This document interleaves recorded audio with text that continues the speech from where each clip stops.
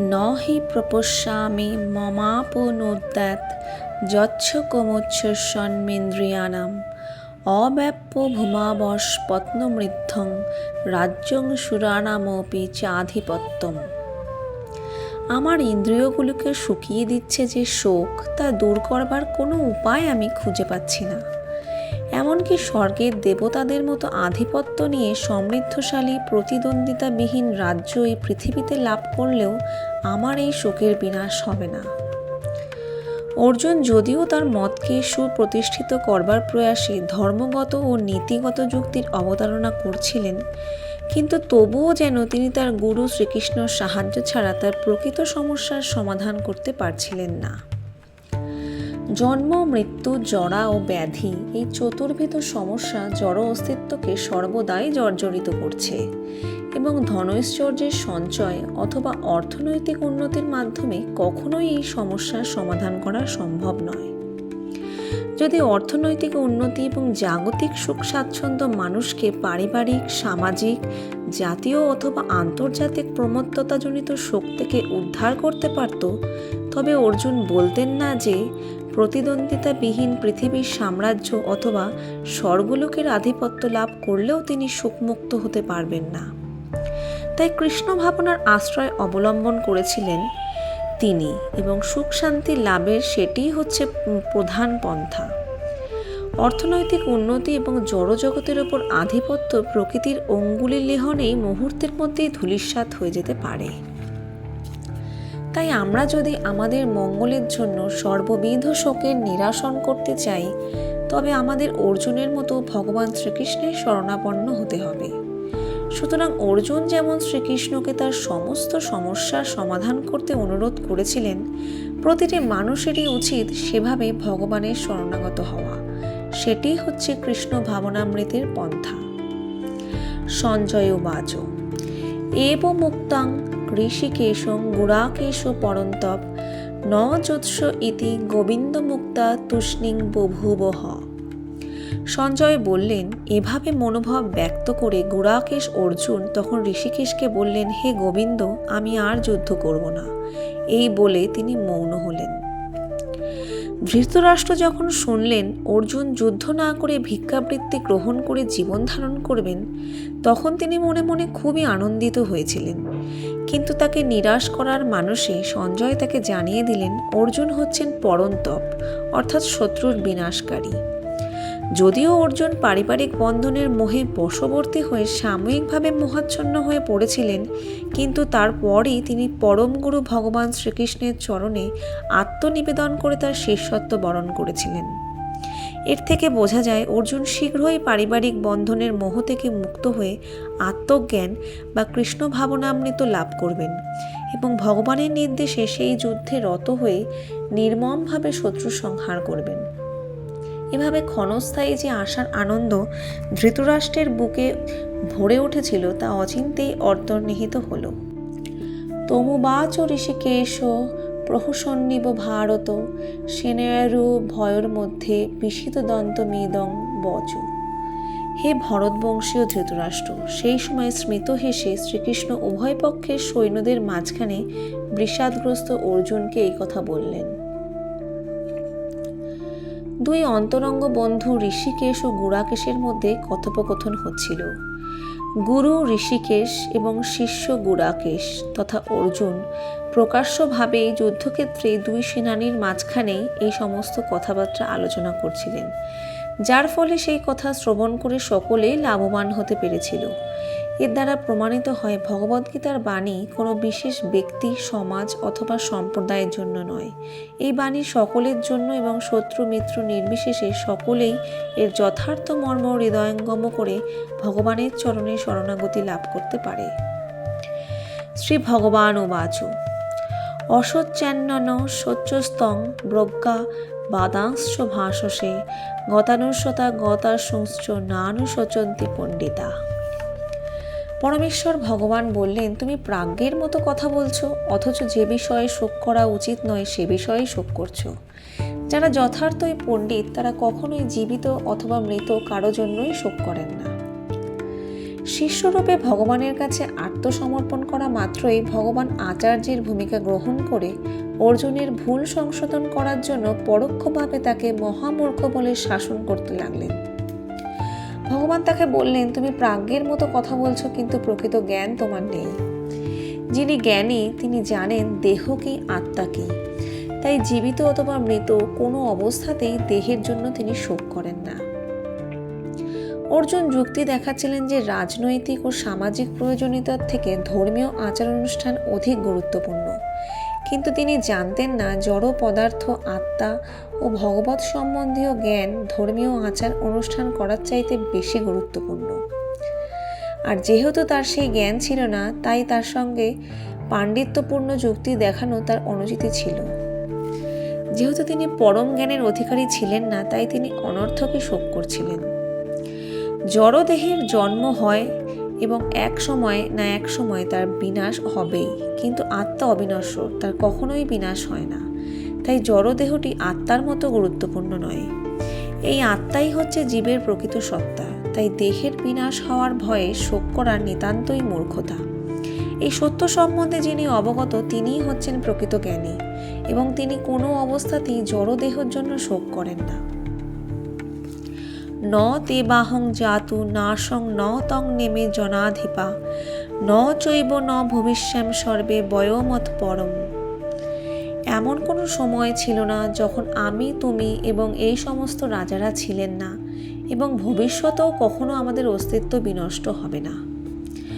ভগবান স্পষ্টভাবে বলছেন অর্জুনকে যে সেই যুদ্ধক্ষেত্রে সমবেত সমস্ত রাজারা সকলেই স্বতন্ত্র জীব, এবং ভগবান সমস্ত জীবকে তাদের বদ্ধ ও মুক্ত উভয় অবস্থাতেই প্রতিপালন করেন।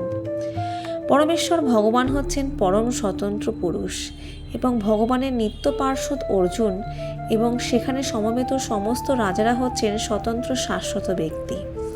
এমন নয় যে পূর্বে তারা ছিলেন না এবং ভবিষ্যতে থাকবেন না। তাদের ব্যক্তি স্বাতন্ত্র্য পূর্বেও বর্তমান ছিল এবং ভবিষ্যতেও নিরবিচ্ছিন্নভাবেই বর্তমান থাকবে।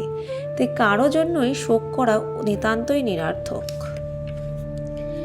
দেহিন হুস্মিন যথা দেহে কৌমারাং যৌবনং জরা তথা দেহান্তর প্রাপ্তি ধীরস্তত্র ন মুহ্যতি।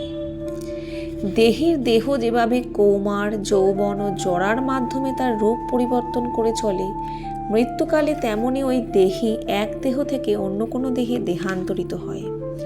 স্থিতপ্রজ্ঞ পণ্ডিতেরা কখনো এই পরিবর্তনে মুহ্যমান হন না। যেহেতু প্রত্যেকটি জীব হচ্ছে একটি স্বতন্ত্র আত্মা, কিন্তু প্রতি মুহূর্তে প্রত্যেকে তার দেহের পরিবর্তন করে চলেছে। তার ফলে সে কখনো শিশু, কখনো কিশোর, কখনো যুবক এবং কখনো বৃদ্ধ।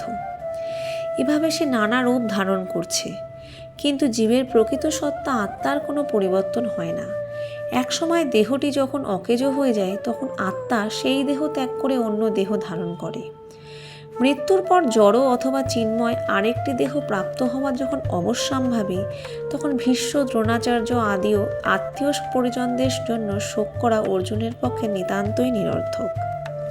বরং তাদের মৃত্যুর কথা ভেবে শোক করার পরিবর্তে তার আনন্দিত হওয়া উচিত ছিল, কারণ মৃত্যু হলে তাদের জরাগ্রস্ত বিদ্যদেহ ত্যাগ করে নতুন দেহ প্রাপ্ত হবেন এবং নবশক্তি লাভ করবেন। পূর্বকৃত কর্মের ফল অনুসারে জীব নতুন দেহ প্রাপ্ত হয় এবং নানা রকম সুখ দুঃখ ভোগ করে থাকে। তাই ভীষ্ম, দ্রোণের মতো মহত্তারা যে দেহত্যাগের পর জড়জগতের বন্ধনমুক্ত হয়ে ভগবদ্ধাম বৈকুণ্ঠে ফিরে যাবেন অথবা স্বর্গলোকে দিব্যদেহ প্রাপ্ত হয়ে নানা রকম সুখ ভোগ করবেন, সে বিষয়ে কোনো সন্দেহ নেই। সুতরাং তাদের মৃত্যুতে শোক করার কোনো কারণই ছিল না। মাত্রা স্পর্শাস্তু কৌন্তেয় শীতোষ্ণ সুখ দুঃখদা আগমা পাইন হন্য নিত্যাস্তাং স্থিতি খস্য ভারত। হে কৌন্তেয়, ইন্দ্রিয়ের সঙ্গে বিষয়ের সংযোগের ফলে অনিত্য সুখ ও দুঃখের অনুভব হয়। সেগুলো ঠিক শীত ও গ্রীষ্মের ঋতুর গমনাগমনের মতো। হে ভরতকুল প্রদীপ, সে ইন্দ্রিয়জাত অনুভূতির দ্বারা প্রভাবিত না হয়ে সেগুলো সহ্য করার চেষ্টা করো। মানব জীবনের প্রকৃত কর্তব্য সম্পাদন করতে হলে মানুষকে সহনশীলতার মাধ্যমে বুঝতে হবে সুখ ও দুঃখ কেবল ইন্দ্রিয়ের বিকার মাত্র। শীতের পর যেমন গ্রীষ্ম আসে, তেমনি পর্যায়ক্রমে সুখ ও দুঃখ আসে। সত্যকে উপলব্ধি করে সুখ ও দুঃখে অবিচলিত থাকাই মানুষের কর্তব্য। এই শ্লোকে অর্জুনকে কৌন্তেয় ও ভারত নামে সম্বোধন করাটা খুবই তাৎপর্যপূর্ণ। তাকে কৌন্তেয় নামে সম্বোধন করার মাধ্যমে ভগবান শ্রীকৃষ্ণ তার মাতৃকুলের মহান রক্তের সম্পর্ক স্মরণ করিয়ে দিয়েছেন এবং ভারত নামে সম্বোধন করে তার পিতৃকুলের মহত্বের কথা স্মরণ করিয়ে দিয়েছেন। উভয় দিক থেকেই তিনি সুমহান বংশজাত ছিলেন। মহৎ বংশে জাত পুরুষ কখনোই তাই কর্তব্য কর্ম থেকে বিচ্যুত হন না। তাই শ্রীকৃষ্ণ তাকে জানিয়ে দিলেন তার বংশ গৌরবের কথা স্মরণ করে তাকে যুদ্ধ করতেই হবে।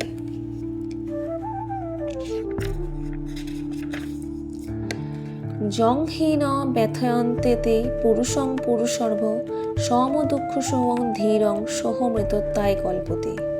হে পুরুষ শ্রেষ্ঠ অর্জুন, যে জ্ঞানী ব্যক্তি সুখ ও দুঃখকে সমান জ্ঞান করেন এবং শীত ও উষ্ণ আদি দ্বন্দ্বে বিচলিত হন না, তিনিই মুক্তিলাভের প্রকৃত অধিকারী। যে মানুষ সুখ দুঃখে সম্পূর্ণ অবিচলিত থেকে তার পারমার্থিক উন্নতি সাধন করতে দৃঢ় প্রতিজ্ঞ হন, তিনি অনায়াসে এই ভবযন্ত্রণা থেকে মুক্তিলাভের যোগ্য হন। অর্জুনকে তার ক্ষাত্র ধর্ম পালন করার উপদেশ দিয়ে ভগবান তাকে বললেন, এই ধর্মযুদ্ধে তার আত্মীয় পরিজনদের সঙ্গে যুদ্ধ করা যদিও অত্যন্ত দুঃখদায়ক এবং কষ্ট সাপেক্ষ, কিন্তু তবুও তার কর্তব্যকর্ম সম্পাদন করবার জন্য তার দেহজাত আত্মীয়তার বন্ধন থেকে তাকে মুক্ত হতে হবে এবং যুদ্ধ করতে হবে। শ্রীচৈতন্য মহাপ্রভু 24 বছর বয়সে সন্ন্যাস গ্রহণ করেন। ঘরে তখন তার যুবতী স্ত্রী এবং বৃদ্ধ মাতা ছিলেন। তাদের দেখাশোনা করার জন্য কেউই ছিল না, কিন্তু তার সত্ত্বেও মহত্তর উদ্দেশ্য সাধন করবার জন্য তিনি তাদের পরিত্যাগ করে সন্ন্যাস ধর্ম গ্রহণ করেন। মায়ার বন্ধন থেকে মুক্ত হওয়ার এটিই হচ্ছে উপায়।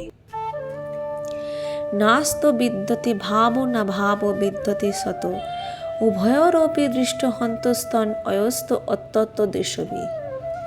যারা তত্ত্বদ্রষ্টা তারা সিদ্ধান্ত করেছেন যে অনিত্য জড়বস্তুর স্থায়িত্ব নেই এবং নিত্য বস্তু আত্মার কখনোই বিনাশ হয় না। তারা উভয় প্রকৃতির যথার্থ উপলব্ধি করে এই সিদ্ধান্তে উপনীত হয়েছেন। প্রতি মুহূর্তে এই জড়দেহের পরিবর্তন হচ্ছে, এই দেহের কোনো স্থায়িত্ব নেই। আধুনিক চিকিৎসা বিজ্ঞানের সাহায্যেও জানা যায় বিভিন্ন জীবকোষের ক্রিয়া প্রতিক্রিয়ার ফলে প্রতি মুহূর্তে জীবদেহের অবিরাম পরিবর্তন হচ্ছে। তার ফলে জীবদেহ শিশু অবস্থা থেকে ক্রমে ক্রমে পূর্ণ যৌবনে বিকশিত হয় এবং অবশেষে বৃদ্ধ অবস্থায় উপনীত হয়। কিন্তু দেহ ও মনের সব রকম পরিবর্তন হওয়া সত্ত্বেও জীবের প্রকৃত সত্তা আত্মার কোনো পরিবর্তন হয় না। জড় দেহ ও সনাতন আত্মার মধ্যে এটিই হচ্ছে পার্থক্য।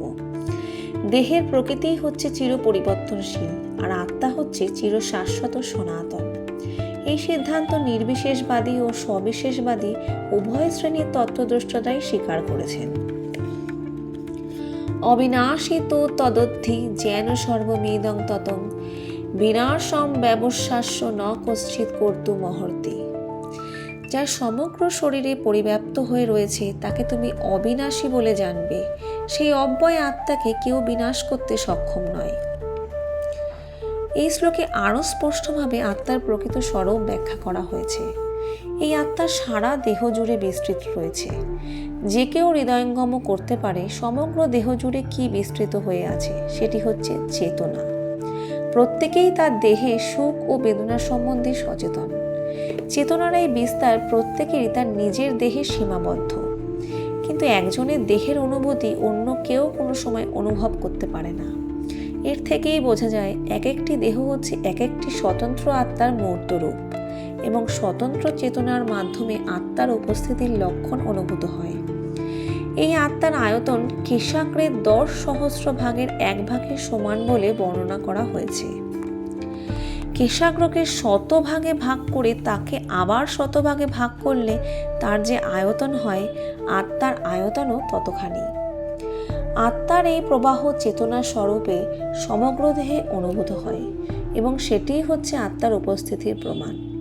সাধারণ মানুষও বুঝতে পারে জড় দেহে যখন চেতনা থাকে না তখন তা মৃতদেহে পরিণত হয় এবং কোনো রকম জড় প্রচেষ্টা ছাড়াই আর সেই দেহে চেতনা ফিরিয়ে আনা যায় না। এর থেকে বোঝা যায় চেতনার উদ্ভব জড় পদার্থের সংমিশ্রণের ফলে হয় না, তা হয় আত্মার থেকে। চেতনা হচ্ছে আত্মার স্বাভাবিক প্রকাশ। সুতরাং বৈদিক তত্ত্ববিজ্ঞান কিংবা আধুনিক বিজ্ঞান যা কিছুই অনুসরণ করা যাক, দেহের মধ্যে আত্মার অস্তিত্ব কেউ অস্বীকার করতে পারে না। আত্মা সম্পর্কিত এই বৈজ্ঞানিক তথ্য পরম পুরুষোত্তম ভগবান স্বয়ং ভগবদ্গীতায় সুস্পষ্টভাবে বর্ণনা করেছেন। অন্তবন্ত ইমে দেহা নিত্যশোক্তা শরীরিন অনাশীনহ প্রমেয়স্য তস্মাৎ যুধস্য ভারত। অবিনাশী, অপরিমেয় ও শাশ্বত আত্মার জড়দেহে নিঃসন্দেহে বিনাশশীল। অতএব হে ভারত, তুমি শাস্ত্রবিহিত স্বধর্ম পরিত্যাগ না করে যুদ্ধ করো। জড়দেহের ধর্মই হচ্ছে বিনাশপ্রাপ্ত হওয়া। জড়দেহ এই মুহূর্তে ধ্বংস হয়ে যেতে পারে, নয়তো 100 বছর পরেও ধ্বংস হতে পারে, কিন্তু একদিন না একদিন তা হবেই।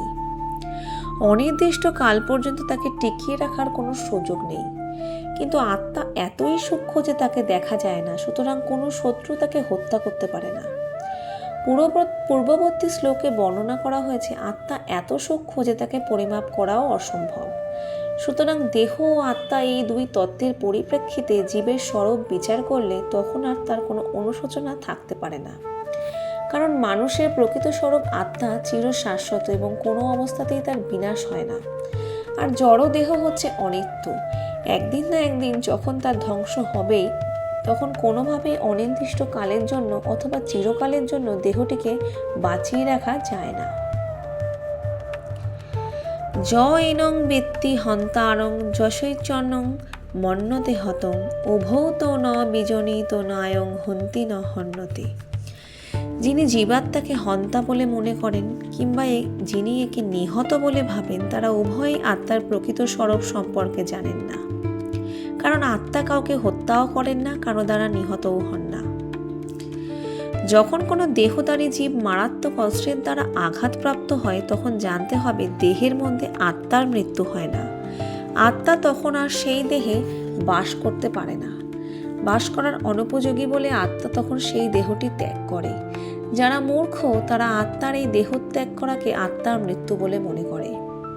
সনাতন ধর্মকে রক্ষা করার জন্য ভগবান অবশ্য অর্জুনকে যুদ্ধে অনুপ্রাণিত করেছিলেন, কিন্তু কখনোই অর্জুনকে তিনি তার খেয়াল খুশি মতো হত্যা করতে আদেশ দেননি।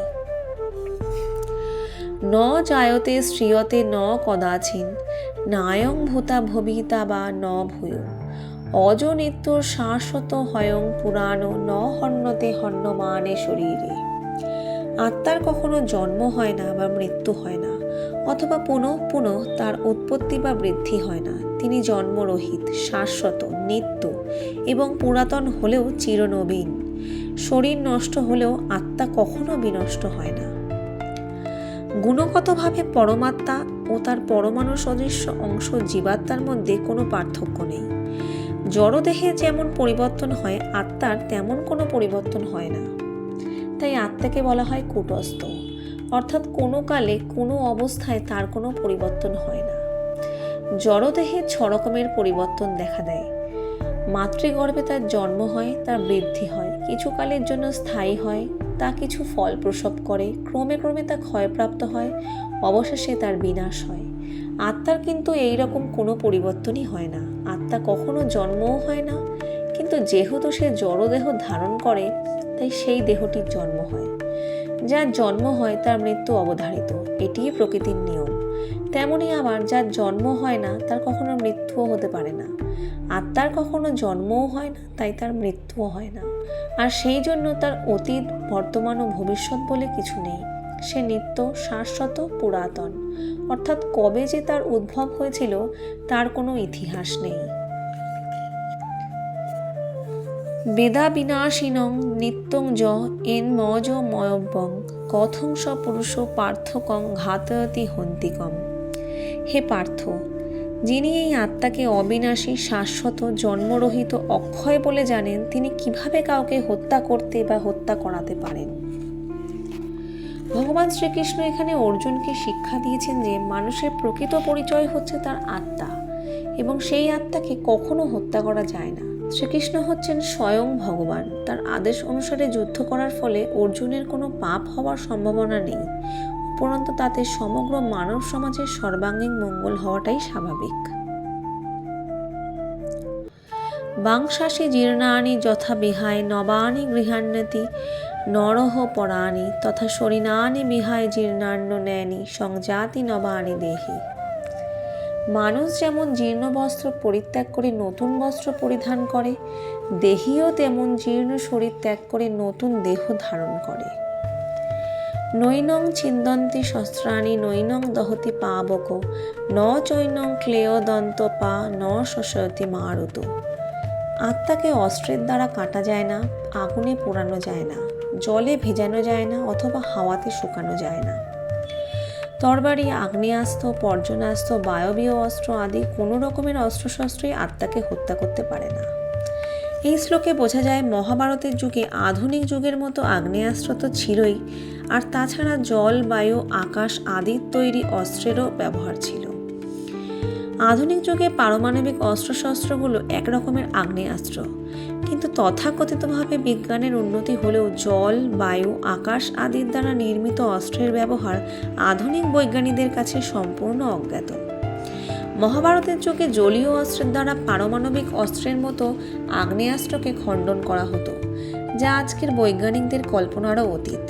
সেই যুগে বীরেরা যে সমস্ত অদ্ভুত ঝটিকা অস্ত্রের ব্যবহার জানতেন তা আধুনিক বৈজ্ঞানিকরা কল্পনাও করতে পারে না। অগ্নি, জল, বায়ু, আকাশ আদি এত সমস্ত অস্ত্র থাকলেও কোনো বৈজ্ঞানিক অস্ত্রের দ্বারাই আত্মাকে হত্যা করা যায় না। অচ্ছেদ্য হয়ম দাহ্য হয়ম ক্লেদ্য শস্য এবচ নিত্য সর্বগত স্থানুর চল হয়ং সনাতন। এই আত্মা অচ্ছেদ্য, অধ্যাহ্য, অক্লেদ্য এবং অশস্য। তিনি চিরস্থায়ী, সর্বব্যাপ্ত, অপরিবর্তনীয়, অচল এবং সনাতন।